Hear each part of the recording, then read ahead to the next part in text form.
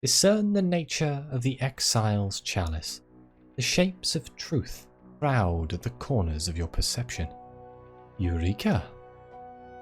You run over your discoveries once more, as if worrying at a wobbly tooth. From the Palace of Vows, the Presbyter carved the chalice from a cutting of one of the mythic trees of the garden. The first queen, the Presbyter's daughter, petitioned her father to grant the vitality of the garden to her sickly lover. He refused, so she stole his chalice, hoping it could do what he would not. From the gleaming room in the Black Embassy. Much later, in the lead-up to Meriad's submersion, the kingdom's government made arrangements for the chalice to be rescued from the root of Meriad. From examining the many-fluted tree in the verdant chapel, the impossible discovery that all of Meriad's greenery is just one plant. An idea takes root in your mind. An idea planted by the first queen into Meriad's barren ground in desperate hope. The idea sprouts branches. The idea lifts the whole city up and out of the Zee on vast and loving burrows. The idea is the chalice, carved from an eternal tree and growing wild after centuries spent in the bedrock of Meriad, drinking of the Zee's waters, its golden bounty spilling into the city like liquid light. The Morbid Archaeologist sees the epiphany in your eyes. Somewhere far below you, in the black reaches of the Zee, the Exile's Chalice is growing still, cradling its orphaned soil like a mother. The personal creation of the Presbyter, flourishing in defiance beyond its kingdom's bounds. To reach it, you will need to dive far beneath the surface of the Zee. But you are here without a ship, without equipment. The gracious dwindling patience is marked by the ever-shortening distance at which the soldiers tail you. You have limited time before the Radiant Exemplar's hard-bought tolerance for your presence here runs out. If you do not reach the chalice, the gracious will give you to the Waxwind. The prospect does wonders to sharpen the mind, but you arrived here via the glass, and any of your ship's equipment remains in that shadowed cove at the Carnelian coast. Hang on, haven't you seen diving suits somewhere here before? We need to return to the Black Embassy. It seems laughable, lethal even, but the Embassy's ancient diving suits are the only way for you to descend beneath Meriad to the Chalice's hiding place. The Morbid Archaeologist is too shocked even to laugh at the idea. Grim acceptance settles across their features. Their knuckles whiten around their whittling knife.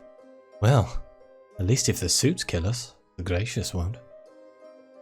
The Radiant Exemplar and his forces follow you through the cracked ruins of Meriad, blades at your back. Walk in light, sibling, he intones as you cross the threshold, ranks forming up outside the embassy, and it could be either benediction or threat. Ancient diving suits hang limp from the white walls. The Zee whispers darkly through the open-bottomed pool. The Morbid Archaeologist hugs themselves against the damp, still uncertain where you stand following the revelations of their deception. I know I lied about myself. They do not look at you, checking and rechecking the seals on the ancient diving helmet.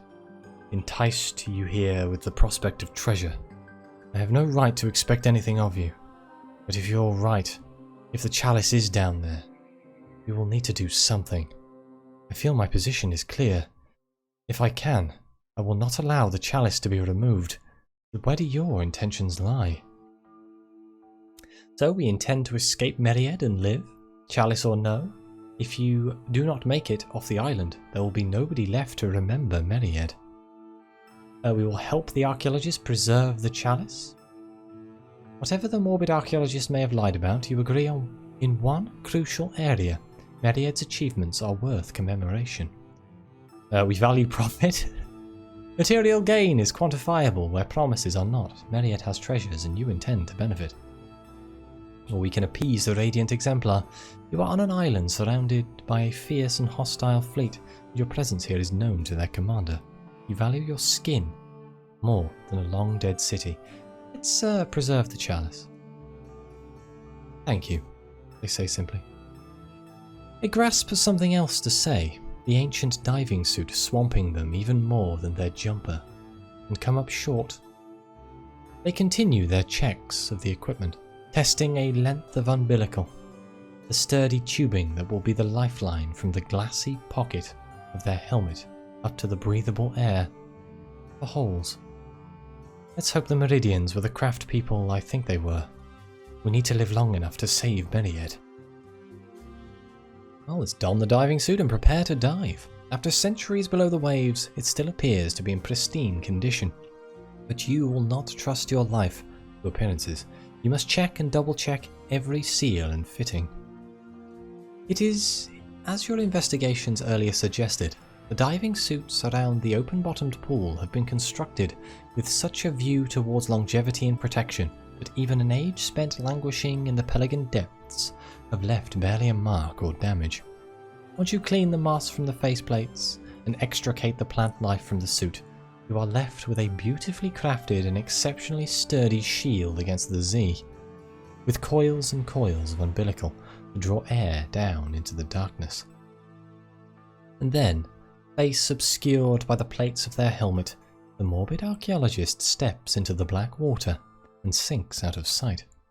Their umbilical cable unfurls behind them. Well, now or never. At first, the waters are black as nightmare. The Morbid Archaeologist's lifeline is only just visible beside you, stretching down into the darkness. And then your eyes adjust to the dim and speckled light, revealing a vast form lit by its own spectral phosphorescence. The trunk of a tree, inconceivable in size and circumference, or the trunks of many trees, braided together in a great lattice, a whole forest bent towards a single purpose of raising itself as high as possible. You are forced to consider sections in isolation.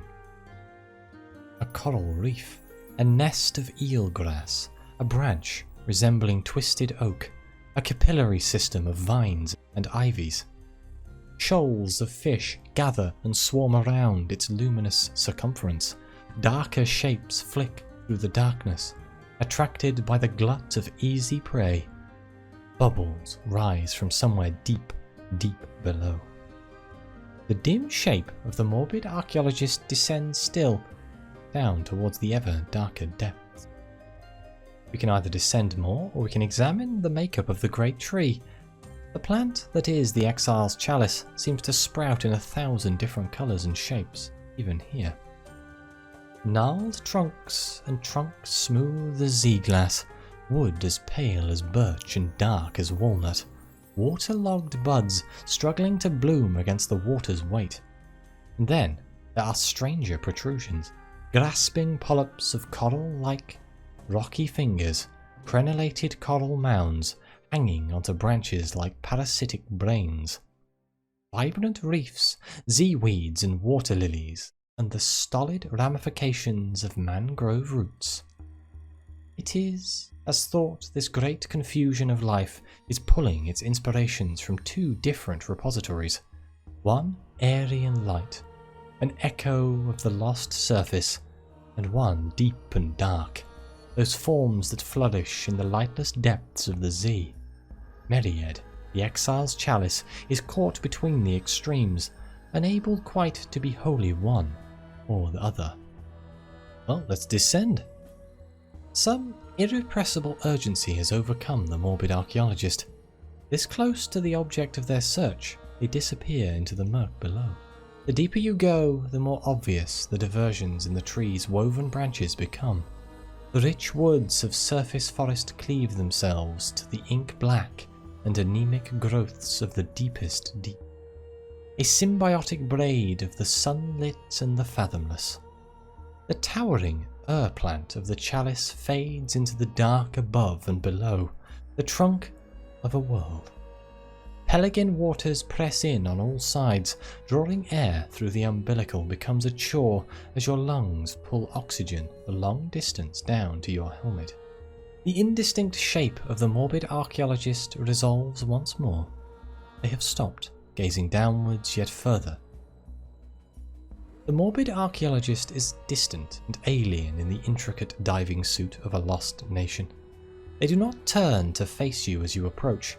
The airfield cable emerging from the back of their neck seems very thin and very weak.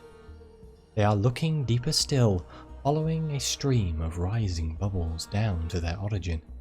A bulbous, cyclopean bulge, the entwined matter of the tree. With light filtering through the faintest gaps in the enmeshed branches, light and a constant stream of bubbles. Air. Let's enter the bright hollow of the Chalice tree. The Morbid Archaeologist is making hand signals, but their fingers are swamped in the ancient suit. Their meaning is obvious nonetheless. At the top, where thin streams of bubbles escape from the enmeshed branches, the hollow is almost perfectly sealed. But below, where the black and Z-tainted life grasps downwards towards a Z-floor still fathoms out of sight, the reaching fingers of the Chalice tree are wider spaced, offering you enough room to maneuver the suits into the hollow's interior. Once within, careful not to snag your umbilical, you and the Morbid Archaeologist promptly, and impossibly, break the water's surface. The hollow is bright, sunlight filtered through the forest canopy. It is filled with air, oxygen, generated in such copious volumes that the hollow is maintaining a stable equilibrium, even with those escaping bubbles. And there, in the centre of it all, the Exile's Chalice. Dappled greenery, coral iridescence, circulatory systems of vine and weed, vast roots and arching burrows all converge in the centre of this vast hollow, in the heartwood of a tree holding up the ruins of a nation, on a chalice. It is wood, in the same way that an inferno is a candle flame. A fierce and primal ancestor that shames the present with its radiance. The Morbid Archaeologist is fighting with the seal of their diving suit and squirming out of the water into this impossible cocooned oasis. Let's emerge from our own suit. On land, it is clumsy and huge, and you cannot hear a thing outside the helmet. Plus, the umbilical has run out of slack. The air is thick with pollen and damp, a smell like the promise of rain and passing of spring. Your heart soars with each breath, as though this air is somehow more pure, more potent than the stale eddies of the Neath. It's real. The archaeologist is a dark shape on the floor, shoulders shuddering with silent sobs. Everything they said about Meried was true. There is joy there, and grief, a greying tinge of guilt. Oh, we have two options. We can look closer at the Exile's Chalice. Its bright form at once dominates the hollow and obscures itself with its own branches. Or we can attempt to remove it. Let's look closer. Once it must have been carved with the care given to the holiest of objects. Perhaps its inscriptions show the oaths of the Prester, or the heart of Nida, or the secrets of everlasting life. Here and now, those carvings have sprouted, overgrown, subsumed by the irrepressible life spilling from the wood. Flowers bud, coral blossoms, the roots of all these braided trees feed back here, drawing their lives from this lost cutting of the garden. The silhouette of the chalice itself is almost occluded by its centuries of wild growth. The air seems to pulse around it. It must be the source of the oxygen, a beating heartwood core creating a hospitable and sunken arbour. As much as I would like to attempt to remove it, I feel like it is a terrible idea. So let's listen to the Morbid Archaeologist's plan. Between the gracious waiting above, the fierce verdant sea of the hollow, and the fathomless dark below, there do not seem to be a lot of options. The awe has faded from the Morbid Archaeologist's voice, the grim reality of the waiting exemplar reasserting itself. We do what the Presbyterate did. We make a new cup. They retrieve their whittling knife from a pocket. I can do it. It doesn't need to be perfect. They will expect it to have sustained damage in the sink. It just needs to be good enough to get them to leave, to get them to let Myriad stand. The Morbid Archaeologist circles the chalice's overgrown pedestal, sketching with a pencil all of the details that they can discern. It'll work. A chalice from a cutting, just like the Presbyterate did. They are muttering to themselves, trying to convince the both of you at once. We need a cutting, something to carve into a new chalice. A branch near the heart. Morbid Archaeologist looks to you. You found this place. You choose the shape of our great deception. Two options. Choose a cutting black as ink. It reaches down towards the water, sprouting limp seaweeds and hungry fingers of coral. Or we could choose a lush and leafy branch. It is vibrant with promise, bark like caramel and leaves of spun sunlight. Paradise should be lucky to harbour such a life. Let's go with lush and leafy. I don't know what this is actually going to do, but this calls to me more. The branch is already beginning to heal over, budding ruby flowers and unfurling new leaves. The Morbid Archaeologist inspects your choice with interest. We'll give them a chalice that they remember, vibrant, fresh cut from the garden, they say with satisfaction. And Myriad will flower once more, free from the Presby's boot. They spread out sketches on the mossy floor and begin to carve away at the wood. Slithers of wood curl and fall from their hands, floating to the surface of the waiting Z. Sit, they say. Wait. I doubt we'll be able to come here again. Wait in the heartwood of the chalice tree. The rustle of 1,000 leaves, the slow whispers of trees at rest, the quiet breaths of your companion at work. It should be easy to rest here. Breathe in. Nearby foliage flutters towards your face at the disturbance. Breathe out. Pollen whirls in the air, following the spiraled eddies of your exhalation. You are surrounded by a plant that lived once, long ago, and far away in the garden. That eternal cradle of life underneath. It is all around you. You are breathing it in. The chalice fills your lungs and your mind.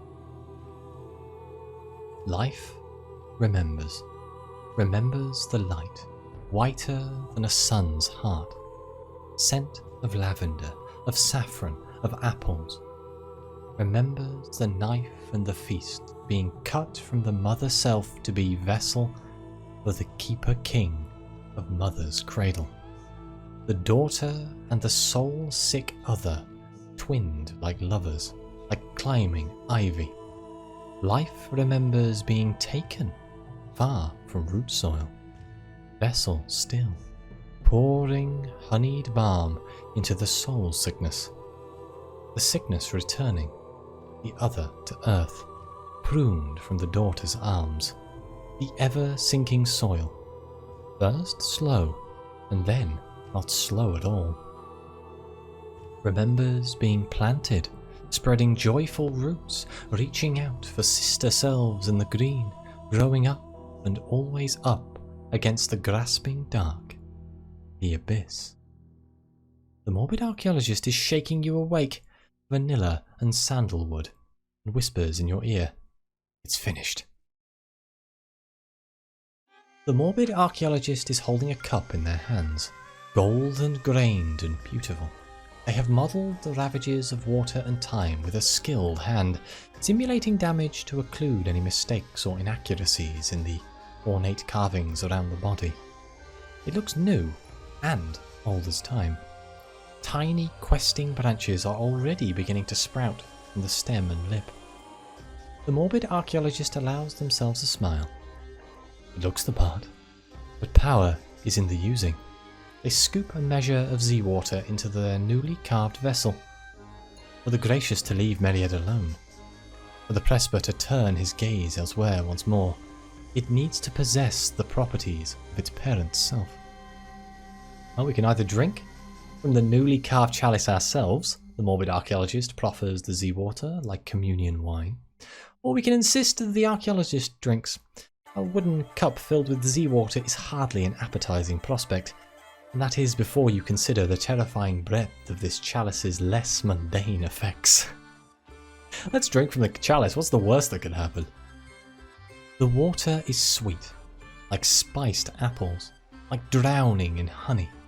It catches you, a tide of amber sweeping up in an insect, until your limbs are warm and weightless. The membrane separating your body from the world melts away. In this brief draught, a memory of a hidden place, a grove of cut crystal, fierce light, phosphor and diamond, focused and diffused through 1,000 lenses. The brightness is everywhere, encompassing. This is a land without shadow, a teeming sanctuary in the heart of a glittering star. Insects buzz around burrows that bend beneath their bounties of fruit. Big cats pad between the trees, striped and canopy dappled. Rivers of golden sap gild the fields. You swallow. You are flooded with warmth, the promise of growth. Aches evaporate and scrapes heal. You blink. The colours of the boa suddenly more vivid, utterly restored by the vital powers of the garden stolen from its cradle. The Morbid Archaeologist sees the bright surge of life in your eyes and nods in relief. We should return to Meriad, get this over with. The Morbid Archaeologist makes no move to don their suit, gazing longingly at the Exile's Chalice arboreal's nest. Their fingers trace the planes of their new carved replacement. I've been thinking about what you said, and about what we found, about the gracious, about what I did, my guilt. The quiet unsilence of rustling trees swallows their words. I cannot return to London. I was hiding, running away, to live with myself, to finally live again. I need to do something, make amends, somehow. The meridians are gone, but they shouldn't be forgotten. I could return to the continent, walk the kingdoms of the Presbyterate. I could make sure that people know the truth of Meriad and its people. It would be dangerous. I would be dodging the Presbyter and the Mythendrake office at every step. But I was a soldier once, and maybe people would hear the stories and remember that there is life out here, beyond the Presbyter's embrace. Or I could go with the gracious, bring our chalice back to Nida him myself. Presbyter has agents throughout the Neath, spreading his lies and rewriting his shames. I could do the same, turn their own arts against them, stroke the fires of rebellion so that the future might hold more wonders like Meriad, free from the Presbyterate's clutches. Ooh, so we can encourage him to spread the story, or we can encourage him to actively work against the Presbyterate from the inside. I think I'm going to encourage him to work from the inside. They should strike at the government. They cast out Meriad without mercy. The Morbid Archaeologist nods, just once, and begins to tidy their whittling away, as if the decision that has just been reached was no more important than what to eat for dinner. They move efficiently, and now you can identify the military training of the gracious in a way they handle themselves, their orderly approach to practical tasks. They pause only once before sealing the Meridian diving helmet over their head. Thank you. You may not have forgiven my actions. You do not need to. I haven't forgiven myself, but I am doing something now that I wasn't before.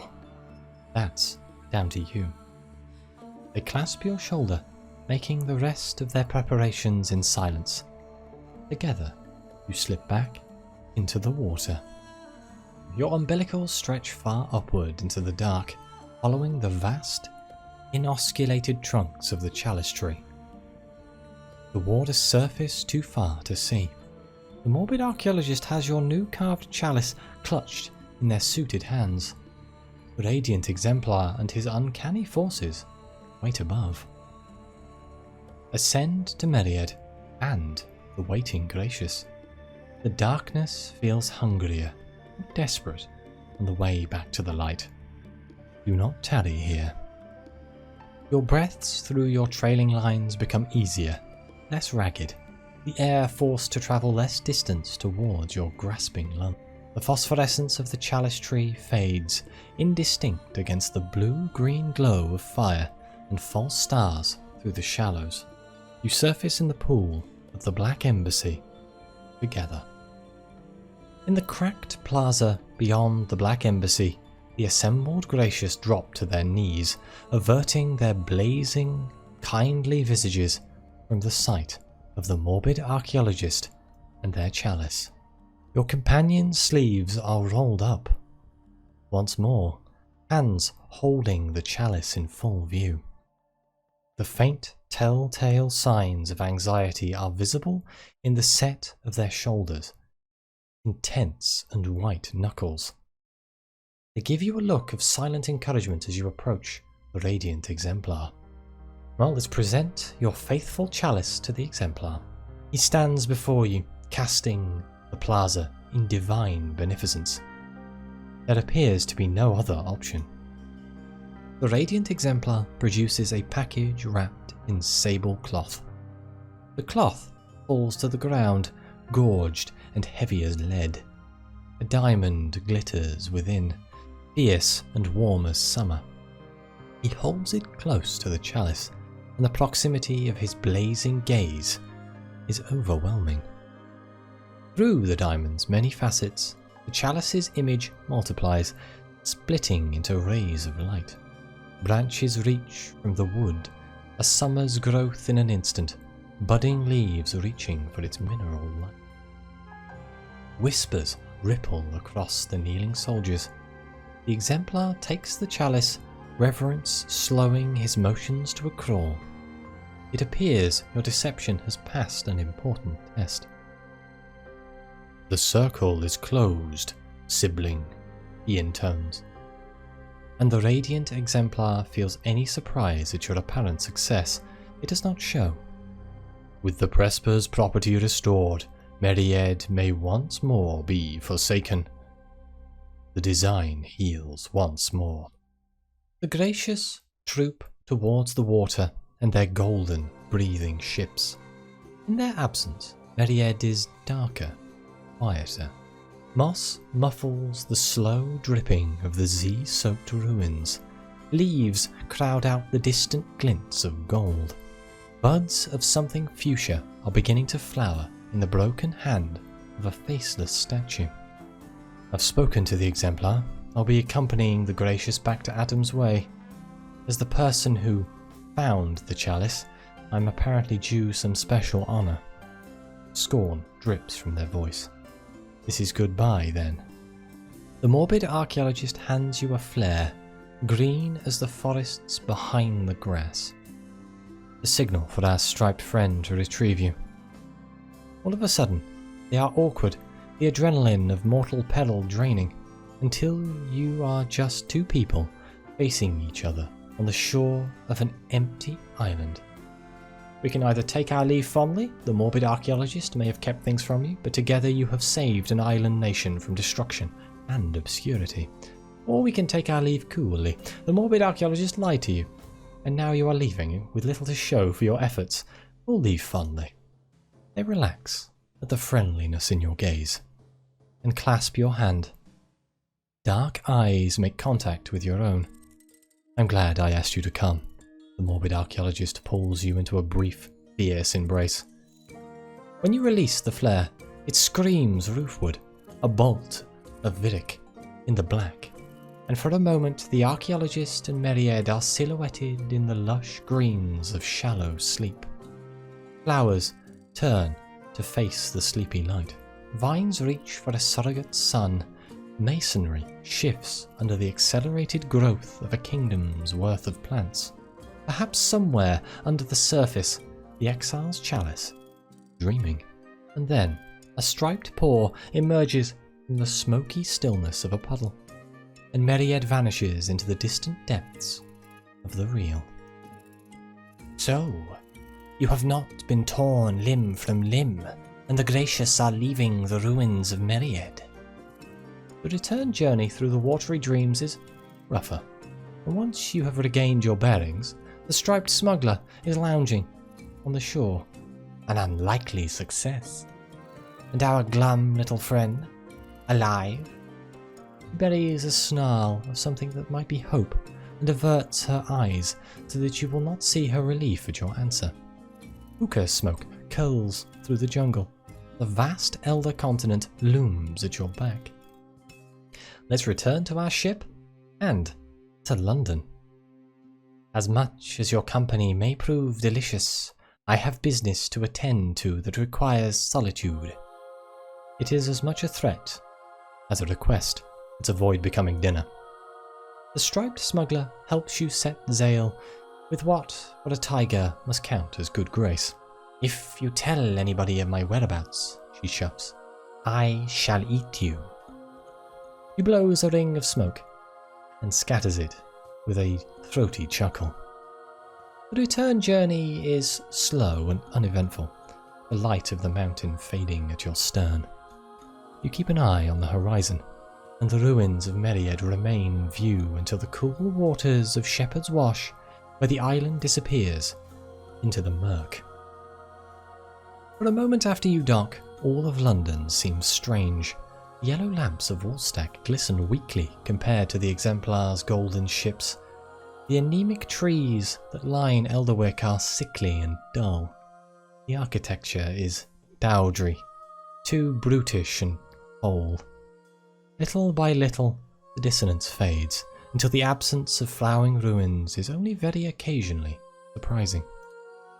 Here we are, the epilogue. In the days following your return from Myriad, life continues as normal. If the citizenry of London registered the presence of the new armada in the southern reaches of the Zee, it is old news by now. Your post is delivered with a soft thwack of paper hitting the floor. Today's edition of the Unexpurged Gazette, a package and a letter, both addressed to you in the same elegant and lilting hand. The envelope is thick and creamy, the paper almost perfumed, the slightest scent of sandalwood and vanilla. The handwriting of the Morbid Archaeologist is unmistakable. Greetings. I hope dearly that you are well. I can only apologise for the circumspect nature of this letter. I am beset on all sides by enemies and cannot discount that this missive will be intercepted. Even in the Heartlands, there are many here who are interested in our discoveries. The bright garden casts a long shadow, and many people toil in the dark. Have you heard of the Seven Against? The stories of Myriad are the tinder that I hope will spark a new and blazing flame. I enclose my notes, my speeches of the Meridians. Perhaps you might keep them, disseminate them yourself, donate them to the museum. I will not be returning to London, and these discoveries belong to you as much as me. I owe you much for helping me rise from self-pity and into action. I will not forget what you did for me. If I am able to change anything, you are due much of the credit. As ever, walk in light. Brown paper falls away from the weighty package to reveal a stack of notebooks, loose sketches, papers of voraciously yellowed shades. All are filled with the overgrown truths of Myriad. And we got a chimerical archive and a memory of a tale. We can check the paper. Little lost islands rarely make the news in London. What concerns gnaw at the fifth city after your time away? An outraged busybody has sent a series of letters excoriating the local urchin gang for hooking 3 hats from their heads in as many days, all of which the editor has elected to print in full. Murgatroyd have taken out a full-page ad for fungal crackers. An obvious pseudonym speculates that one of the great stalactites hanging above the city will soon fall and crush spite. All business as usual. Of the distant Elder Continent there is reassuredly little mention. Reports from a minor Port Carnelian dignitary indicate that the mood of the Presbyterate is one of celebration of late, as if the land has regained something it had lost. And that's that. London looks inward, unconcerned with that which it does not own.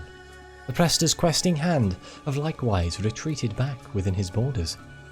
The inexorable machinery of the Neath grinds on, ignorant that somewhere, out in the dark, the lost kingdom of Meried is growing. And that concludes the exceptional story, The Exile's Chalice. I enjoyed that a lot. That was a brilliant story. Trudging around the ruins of an ancient city, finding out what happened and why it happened. I think it was very well written, and I think it was a very good story. But tell me what you think. Tell me if you did anything different. I hope you enjoyed this. Please like, subscribe. Let me know what you think. Your comments are greatly appreciated. And as always, I'll see you next time.